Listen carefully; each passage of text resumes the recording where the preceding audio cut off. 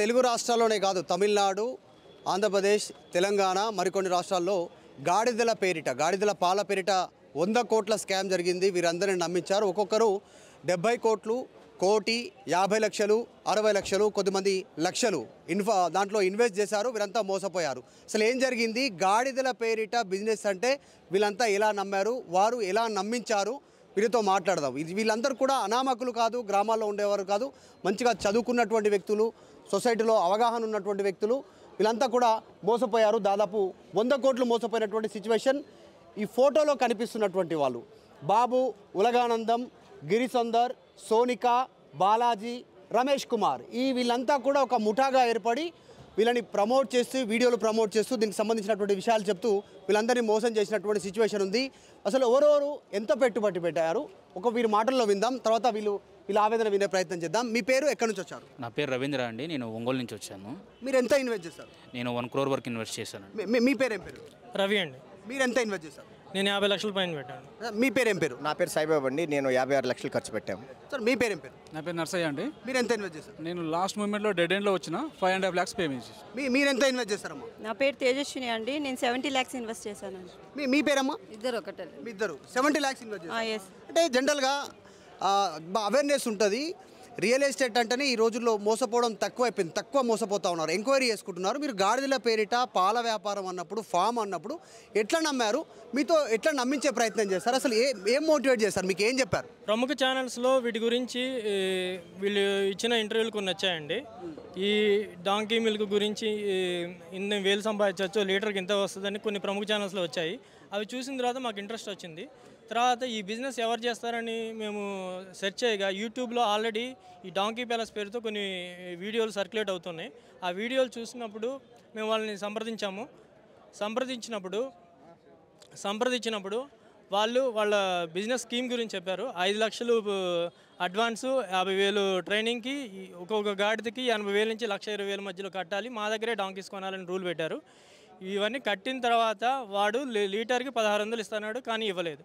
మేము వీళ్ళ దగ్గర జాయిన్ అవ్వడానికి ఈ న్యూస్ ఛానల్స్లో వచ్చిన ఆర్టికల్సే కాకుండా కలెక్టర్ గారు విష్ణు వేణుగోపాల్ గారు, అప్పటి తిరునెల్వేలి కలెక్టర్ గారు వచ్చి ఇనాగ్రేషన్లో పార్టిసిపేట్ చేయడం, తర్వాత ఫుడ్ లైసెన్స్, ప్రతి చిన్న టీ కొట్టు పెట్టాలన్నా మనకు ఫసాయి లైసెన్స్ ఉండాలి. ఆ లైసెన్సులు ఇష్యూ చేసే సెంట్రల్ గవర్నమెంట్ ఢిల్లీలో ఉండే ఫసాయి డైరెక్టర్ కూడా వచ్చి వీళ్ళతో పాటు వీళ్ళ డాంకీ ప్యాలెస్లో ప్రోగ్రామ్స్లో పార్టిసిపేట్ చేశారు. సో ఇదంతా ఇంత పెద్ద వ్యక్తులు వచ్చారని మాకు అథెంటికేటెడ్గా అనిపించి, మేము చదువుకున్న వాళ్ళం అయినా కానీ, సో కలెక్టరు ఒక ఫసాయి బోర్డు డైరెక్టర్ వచ్చారని చెప్పి మేము నమ్మి, తర్వాత NRC animal equines development members కూడా వీళ్ళకి వాళ్ళ పోర్టల్లో వీళ్ళ గురించి సక్సెస్ స్టోరీ పెట్టారు. ఇవన్నీ చూసి నమ్మకం కలిగింది మాకు. జాయిన్ అయ్యి లక్షలు పెట్టుబడి పెట్టాం. వాడు ₹1 చెల్లించలేదు. చెక్స్ మాత్రం అందరికీ ఇచ్చాడు. అన్ని చెక్స్ బౌన్స్ అయినాయి. చూస్తూ ఉన్నాం కదా. అంటే ఇంతమందిని మోసం చేశారు కదా, మీరు కంప్లైంట్ చేశారా?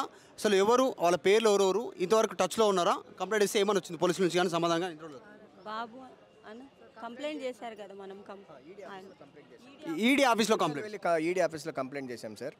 అక్కడ తిరునెల్వేలి కలెక్టర్ కార్తికేయన్ గారిని కలిసాము. కార్తికేయన్ గారు ఇమ్మీడియట్లీ ఏ రాష్ట్రాల్లో జరిగింది మోసం? తెలంగాణ, తమిళనాడు, ఆంధ్ర, తెలంగాణ 3 రాష్ట్రాల్లో, కర్ణాటక 4 రాష్ట్రాల్లో చాలా ఎక్కువగా జరిగింది సార్. ఎంతమంది ఉన్నారండి ఇట్లా మోసపోయిన వాళ్ళు, పెట్టుబడి పెట్టి మోసపోయిన వాళ్ళు? ఈ 4 రాష్ట్రాల్లో ఎంతమంది ఉన్నారు ఓవరాల్గా అంతా కలిసి? 400 కుటుంబాలు రోడ్డున పడ్డాయి సార్. 400 కుటుంబాలు, 400 మంది ఫ్రాంచైజీస్ తీసుకున్నారు. ప్రతి ఒక్క ఫ్రాంచైజీ 5.5 లక్షలు కట్టారు. 400 అంటూ ఇంటూ 5.5 లక్షలు వేసుకున్నా కూడా 22 కోట్ల రూపాయలు వీళ్ళు ఓన్లీ డిపాజిట్లోనే తీసేసుకున్నారు. ఇది కాక మామూలుగా దొరికే 15,000, 20,000కి దొరికే గాడిదని 80,000, ₹1,00,000 కాడికి అదొక 60-70 కోట్ల రూపాయలు వసూలు చేశారు. టోటల్ 100 కోట్ల రూపాయలు ఇన్ఫ్రాస్ట్రక్చర్ అంతా కలిపి 100 కోట్ల రూపాయలు తినేశారు సార్. మీ పేరు ఏం పేరు అన్నారు? నా పేరు రవీంద్ర అండి. రవీందర్, మీరు చూస్తే చాలా యంగ్గా ఉన్నారు. నాకు తెలిసి 30+ or 30 ఇంతవరకు బిలో. ఎట్లా నమ్మిరు అసలు జనరల్గా గాడిదల పేరిట వ్యాపారం అంటే ఇంత పెద్ద ఎత్తున పెట్టుబడి పెట్టేంత నమ్మకం ఏం కనిపించింది, ఎట్లా మోసపోయారు?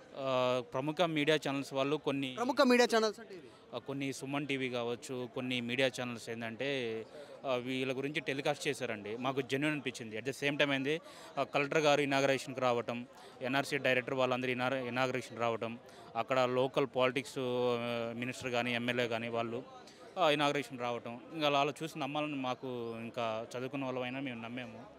అందువల్ల మేము చాలా ఇన్వెస్ట్ చేయడం జరిగింది. మేమనే కదండి, చాలామంది ఇన్వెస్ట్ చేశారు.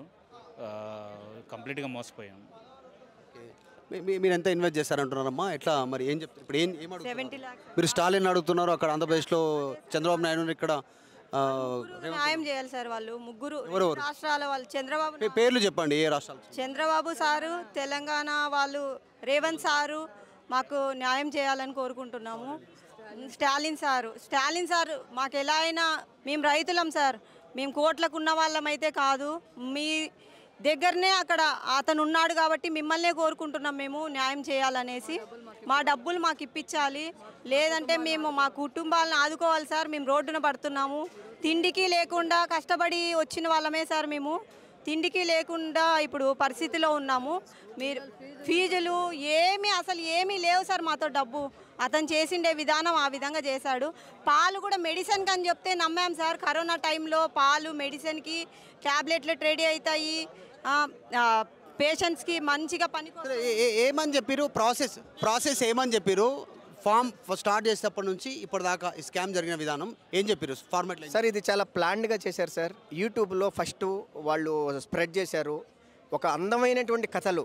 ఎలాంటి కథలు అంటే, బాబా అనేటువంటి అతను 7వ తరగతి ఫెయిల్ అయ్యాడని, 10వ తరగతి కూడా చదవలేదని, అటువంటి వ్యక్తి నెలకి 20 లక్షలు సంపాదిస్తున్నాడని, బెంగళూరు కాస్మెటిక్స్ కంపెనీకి నెలకి 20 లీటర్లు పంపిస్తున్నాడని, ఆ తర్వాత వాళ్ళ నాన్నగారు ఎంతో కష్టాల్లో ఉండి 20 ఎకరాలు అమ్మేశాడని, ఆ తర్వాత ఈ యూబాబు అనేటువంటి అతను వాళ్ళ నాన్న యూబాబు చిన్నప్పుడు అమ్మినటువంటి పొలాలని ఇతను 2 సంవత్సరాల్లోనే గాడిద పాలు అమ్మి కోట్లు సంపాదించి వాళ్ళ నాన్నగారు 20 ఎకరాలు వాపస్ తీసుకున్నాడని ఒక అందమైనటువంటి కట్టుకథలు స్మార్ట్గా యూట్యూబ్లో రావటం వల్ల మేమందరం మోసపోయి, ప్రతి మనిషికి సహజంగా ఆశ ఉంటుంది కదా సార్. నేను నా యొక్క స్నేహితులను నమ్మాను, పాపం వాళ్ళతో పాటు నేను పెట్టాను. ఒక చిన్న ప్రైవేట్ సెక్టార్లో జాబ్ చేసుకున్నటువంటి వాడిని నేను బెంగళూరులో 26 లక్షల రూపాయలు నా సొంతది పెట్టాను. నా ఫ్రెండ్స్ 26 లక్షలు పెట్టారు. 56 లక్షలు ఇప్పుడు నీళ్ల పాలు పోసాం సార్. సో నా ఫ్రెండ్స్ చాలా కటిక పేదవాళ్ళు, కుప్పంలో ఉన్నటువంటి వాళ్ళు, బయ్యానూర్ అనేటువంటి విలేజ్లో పెట్టాం. నమ్మకం ఉందా మళ్ళీ మీకు న్యాయం జరుగుతుంది, మీ డబ్బులు వాపసు వచ్చే పరిస్థితి ఉందని అనిపిస్తా ఉందా?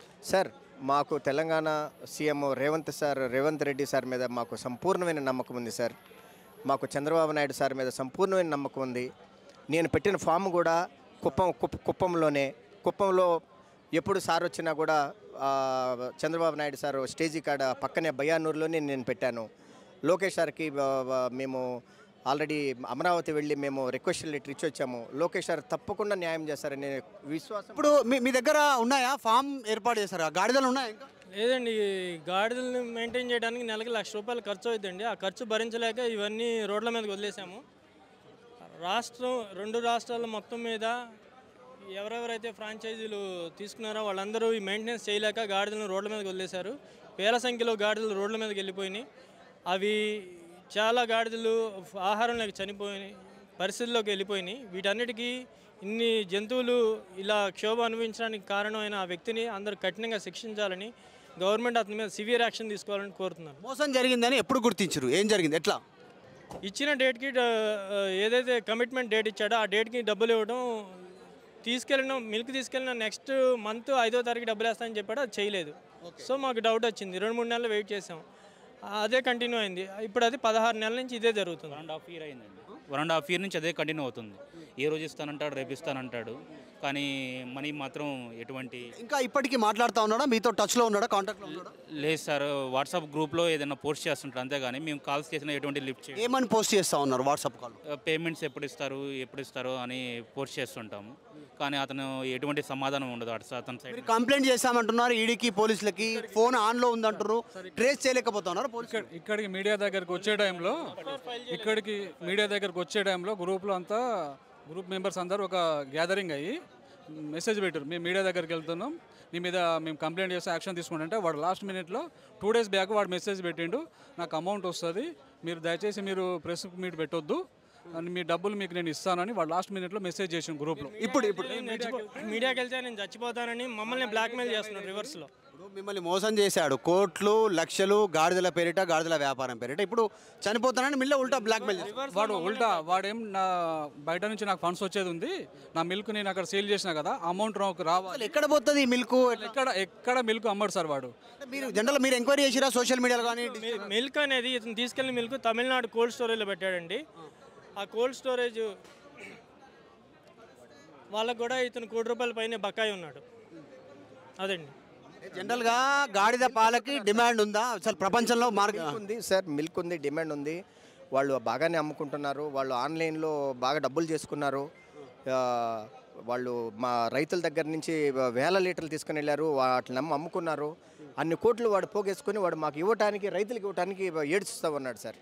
మీరు అప్రోచ్ కావడానికి లేదా? ఇప్పుడు మీరు సరే ఆయన మోసం చేశారు, మీరు అమ్మడానికి లేదా? అట్లా మేము అమ్మడానికి ఫసాయి లైసెన్స్ లేదండి. సెంట్రల్ గవర్నమెంట్ ఫసాయి లైసెన్స్ ఇష్యూ చేయాలి, కానీ ఫసాయి డైరెక్టర్ వీళ్ళ ఫంక్షన్స్కి ఎందుకు అటెండ్ అయ్యడం మాకు అర్థం కావట్లేదు. అతను అటెండ్ అయ్యాడు కాబట్టి మేము బాగా నమ్మేసాము.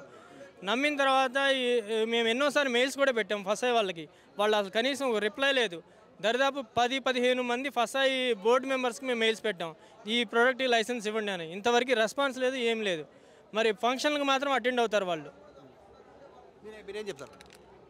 ఇంకా మా ప్రభుత్వం మమ్మల్ని ఆదుకోవాలండి. ఇక్కడ తెలంగాణ గవర్నమెంట్ సైడ్ నుంచి, ఆంధ్ర గవర్నమెంట్ సైడ్ నుంచి కానీ, లేదా తమిళనాడు గవర్నమెంట్ సైడ్ నుంచి కానీ మమ్మల్ని ఆదుకోవాలి. 3 రాష్ట్రాలు మీరు చెప్పేది, 4 రాష్ట్రాలు అంటున్నారు.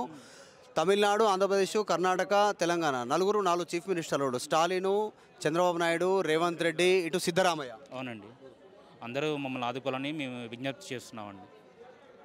ఇన్వెస్టిగేషన్ స్టార్ట్ చేయాలండి. అతను ఇది పెద్ద ఫైనాన్షియల్ క్రైమ్, దీని మీద లోతుగా ఇన్వెస్టిగేషన్ చేస్తే కానీ మా డబ్బులన్నీ ఎక్కడెక్కడికి అతను వ్యాపారం చేయకుండా చేస్తానని చెప్పి మమ్మల్ని మోసం చేశారు. అతను జిఎస్టీఏ కంప్లీట్ రాంగ్ అండి. అది మిల్క్కి సంబంధించిన జిఎస్టీ అతని దగ్గర లేదు.